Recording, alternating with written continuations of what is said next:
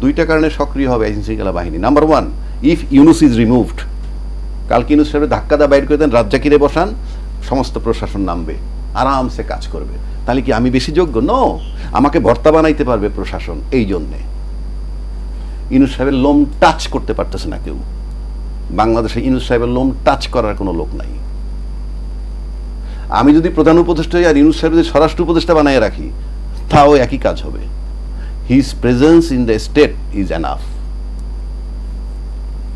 আরেকটা যদি বলেন যে ইউনুস সাহেব থাকবে না, নির্বাচন হবে, ইউনুস সাহেব থাকবে অন্য কোন প্রক্রিয়ায়, রাষ্ট্রপ্রধানরে সরাই দেন, তাতে আইন শৃঙ্খলা বাহিনী কাজ করবে। কারণ আইন শৃঙ্খলা বাহিনী দেখতেছে অর্ধেক আমাদের আছে।